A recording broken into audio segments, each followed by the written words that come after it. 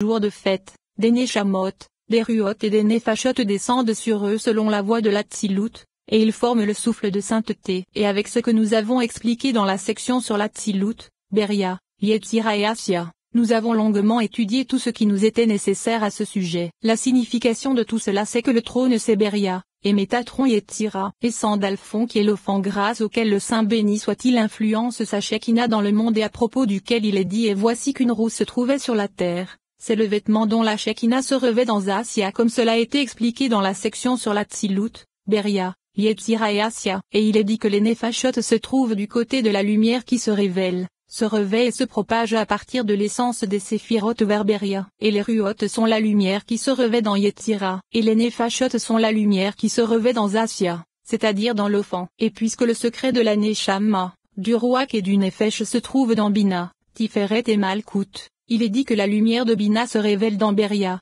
celle de Tiferet dans Yetzira, et celle de Malkout dans Asya, c'est-à-dire dans le trône, Métatron et Sandalphon qui est l'offant. Il se trouve ainsi que la Neshama de Beria se revêt du Ruach de Yetzira et que le Ruach de Yetzira se revêt du Nefesh d'Asya. Voici qu'Asya correspond à ce monde sous tous ses aspects, comme cela est expliqué en de nombreux endroits du Zohar, et le manteau dont il est question plus haut dans les paroles de Rabbi Éléazar, c'est Beria car c'est un précieux vêtement pour le roi comme cela a été expliqué dans la section mentionnée ci-dessus. Et puisque le principe de ces lumières ne provient que de la lumière qui se propage dans ses aspects, lorsque l'homme disparaît de ce monde chacun de ses degrés disparaît vers sa racine qui est Beria, Yetzira ou Asya. C'est pourquoi le Ruach se trouve dans le jardin car c'est là que se trouve Yetzira parmi les palais de la sainteté. Et le Nefesh erre dans ce monde en long et en large par le secret de la lumière qui se propage en lui, c'est-à-dire dans Asya. En vérité, lorsque ces trois forces se trouvent du côté de l'Atsilut lors du Shabbat et des jours de fête, il se produit ce qui est appelé adjonction de Neshama tout comme il y a une addition de la lumière du côté de Keter,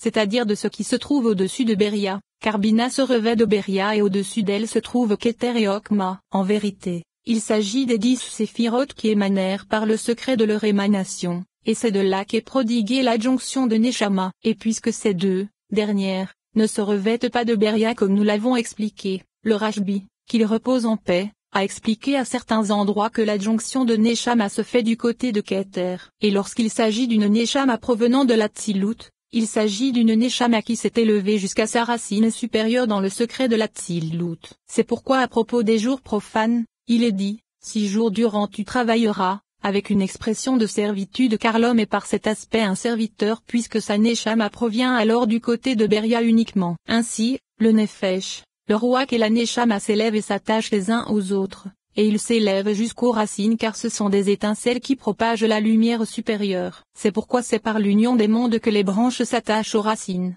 tout comme les palais s'attachent et s'unissent pour s'élever vers le racine supérieure par le secret de la prière comme cela est expliqué dans la section sur les palais. Et il en est de même du Nefesh, du Ruach et de la Neshama. Ainsi, il est expliqué dans le Zohar sur la Parashat Teruma lorsqu'un Nefesh qui prend du repos terre et rencontre ce gardien Yedumiam et ses sergents, ils se saisissent de lui et l'élèvent à travers toutes les portes du jardin d'Éden, et ils lui montrent la gloire des justes et la gloire de son propre Ruach. Et alors, il s'attache à lui et repose dans ce vêtement. Et alors, il prend connaissance des choses d'en haut.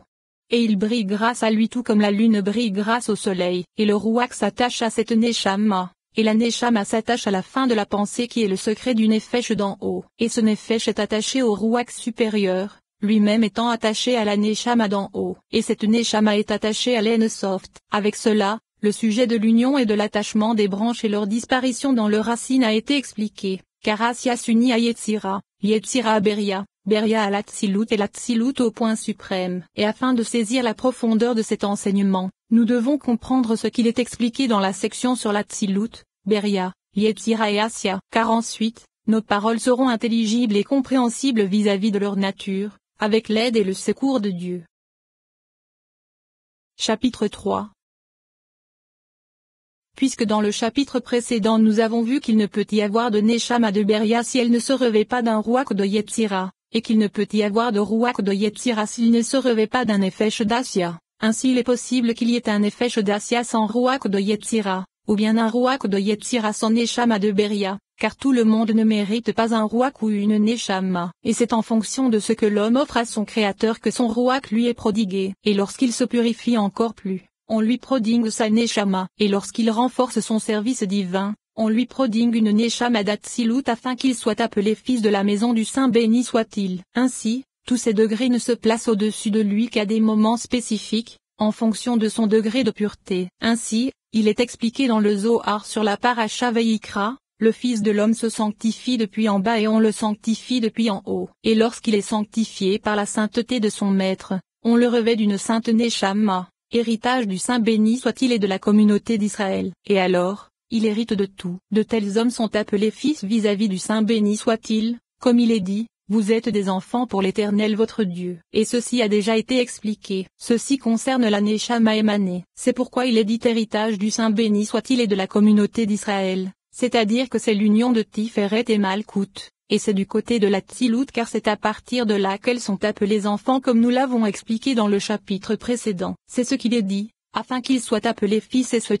Et le Rashbi, qu'il repose en paix, a rajouté l'explication suivante dans le même passage, nous avons appris qu'il y en a qui obtiennent une Neshama, d'autres qui obtiennent l'éveil du Ruach, et d'autres qui n'obtiennent qu'un Nefesh. De même, il a expliqué à propos de la Paracha Areimot, car Rabbi aussi a dit, dans chaque homme se trouve un Nefesh, et il existe un Nefesh qui est plus élevé que ce Nefesh. Et si l'homme mérite ce Nefesh, on lui donne une couronne appelée Ruach. C'est ce qu'il est dit, jusqu'à ce qu'un Ruach venu d'en haut apparaisse au-dessus de nous. Et alors, l'homme s'éveille à quelque chose de plus élevé pour contempler les voies du Saint-Roi. Et si l'homme mérite ce Ruach, on le ceint d'une sainte couronne supérieure qui contient tout. Et elle est appelée Neshama car elle est appelée Neshama d'Ella. Voici que dans ce commentaire, Rabbi aussi a cumulé les explications car bien que le Nefesh lui-même puisse ne pas se mériter, il semble que l'homme ne puisse pas vivre sans Nefesh. C'est pourquoi il est dit il y a Nefesh et il y a Nefesh, car il existe un Nefesh vital et naturel qui est une Merkaba pour le Nefesh divin comme nous allons l'expliquer. Et bien que l'homme soit vivant,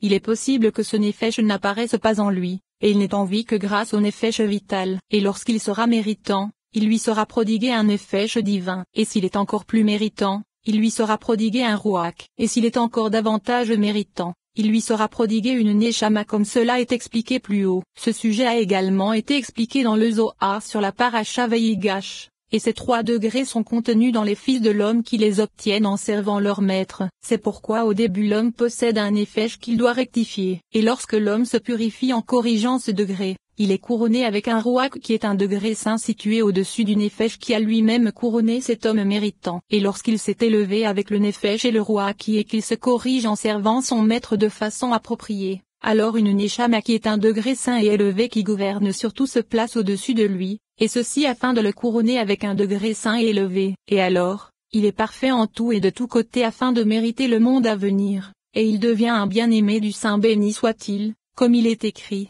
pour donner des biens à ceux qui m'aiment. Et ceux qui m'aiment ce sont ceux qui possèdent une sainte Neshama. Avec cela ce que nous avons dit se trouve très bien expliqué. De même, il est expliqué dans le Zohar que le Rashbi, qu'il repose en paix, prépara un repas pour honorer son fils Rabbi Éléazar car une Neshama lui avait été prodiguée. Et ce sujet est également expliqué dans les Tikkunim, viens et vois, dès qu'un homme est enfanté, un Nefesh animal lui est donné du côté de son mérite, à partir de ce qui est appelé Ophanim de la sainteté. Et lorsqu'il mérite plus, on lui donne un Ruach du côté des Hayot de la sainteté. Et s'il est encore plus méritant, on lui donne une Neshama du côté du trône. Et ces 3 sont la mère, la servante et la concubine du fils du roi. Et s'il mérite encore plus, on lui donne un Nefesh sur la voie de la Tzilut, du côté de la fille unique, et il est appelé fille du roi. Et s'il mérite davantage, on lui donne un Ruach sur la voie de la Tzilut, du côté du pilier central, et il est appelé fils vis-à-vis du Saint béni soit-il. C'est ce qu'il est écrit, vous êtes des enfants pour l'Éternel votre Dieu. Et s'il est encore plus méritant, on lui donne une Neshama du côté d'Abba et Ima. Voici qu'il se trouve que c'est en fonction de l'étude de l'homme dans ce monde que sa Neshama,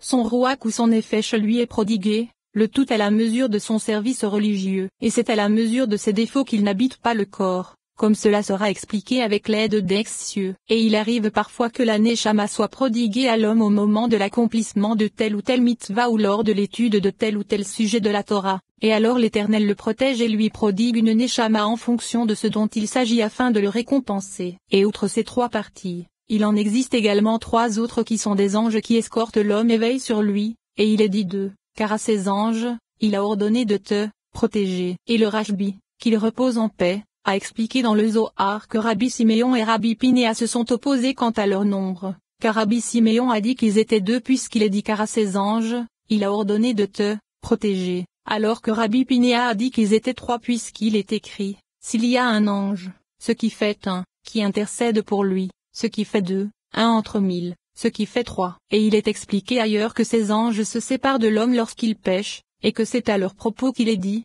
je les récompenserai de consolation, lui et ceux qui sont en deuil pour lui, c'est-à-dire que ce sont ces anges qui sont en deuil pour lui et se séparent de lui en fonction de ses mauvaises actions car ils se dissimulent et se révèlent en fonction de ses actes. Le sens en est qu'ils émanèrent lors de l'émanation de sa Neshama. Car au moment où sa Neshama émana, ses anges émanèrent avec elle. Et c'est ce que le Rachebi a expliqué, que les eaux fourmillent d'une multitude d'êtres vivants, c'est la Sainte Alliance, le fleuve qui jaillit et s'écoule, et ses eaux croissent et grouillent des Neshamot de cette vie. Et avec toutes ces Neshamot qui pénètrent cette vie, émanent de nombreux oiseaux et légions qui volent dans tout le monde. Et lorsqu'une Neshama apparaît dans ce monde, cet oiseau qui vole et apparaît avec cette Neshama sort de cet arbre avec elle. Combien en apparaît-il avec chaque Neshama? Deux. L'un de la droite et l'autre de la gauche. Et si l'on est méritant, il nous garde car il est écrit, car à ses anges, il a ordonné de te protéger. Et si l'on n'est pas méritant, il nous accuse. Rabbi Pinéa a dit, ils sont trois, et ils gardent l'homme car il est écrit s'il y a un ange qui intercède pour lui et se taira. Nous pouvons en déduire que Rabbi Siméon a approuvé les paroles de Rabbi Pinéa. Et il ne faut pas dire que ces anges ne correspondent pas à ce que nos maîtres de mémoire bénis ont appelé bon et mauvais penchant, car il est expliqué dans le Zohar qu'ils sont eux-mêmes le bon et le mauvais penchant. Et en voici les paroles. Rabbi Houda dit, car à ses anges, il a ordonné de te protéger. Ceci a déjà été expliqué par les amis, car lorsqu'un homme apparaît dans ce monde, le mauvais penchant qu'il accuse toujours se présente immédiatement avec lui. Comme il est dit, le péché est tapis à la porte. Qu'est-ce que le péché tapis? C'est le mauvais penchant. Et David l'a également appelé péché car il est écrit, mon péché est toujours face à moi. Car il œuvre pour que l'homme pêche devant son maître, et le mauvais penchant ne quitte plus l'homme à partir du jour de sa naissance, et le bon penchant se joint à l'homme à partir du jour où il vient se purifier. Et quand vient-il se purifier? Lorsqu'il atteint ses 13 ans. Et alors, l'homme est accompagné des deux, l'un se plaçant à droite et l'autre à gauche, et ce sont précisément deux anges gardiens qui accompagnent toujours l'homme. Lorsqu'il vient se purifier, c'est le bon penchant qui s'impose, et la droite gouverne sur la gauche, et les deux s'associent pour protéger l'homme dans toutes les voies qu'il emprunte, comme il est dit, car à ses anges, il a ordonné de te protéger. Et grâce à cela, le sujet dont il est question plus haut à propos des deux anges que sont le bon et le mauvais penchant est expliqué. De plus, il est expliqué dans le même passage, Rabbi Abba a dit, lorsqu'un homme emprunte les voies de la Torah et que toutes ces voies sont droites comme il se doit, de nombreux avocats se dressent pour parler de lui en bien. Puis il dit, s'il y a un ange qui intercède pour lui, un entre mille. Mais tout n'est-il pas révélé, aux yeux du Saint béni soit-il. Viens et vois, ce verset éclaire cela, car il est écrit s'il y a un ange, qui intercède, pour lui, et cela devrait être suffisant. Mais il est écrit, qui intercède, pour lui, un entre mille. Qui est-il? C'est l'ange qui garde l'homme du côté gauche, car il est écrit, de ton côté il en tombera à 1000, et c'est le côté de la gauche car il est écrit ensuite, et 10 000 à ta droite. Mais un entre 1000 c'est le mauvais penchant car il est l'un de ces 1000 qui se trouvent du côté gauche, et il s'élève pour prendre l'autorité. C'est pourquoi si l'homme emprunte une voie juste,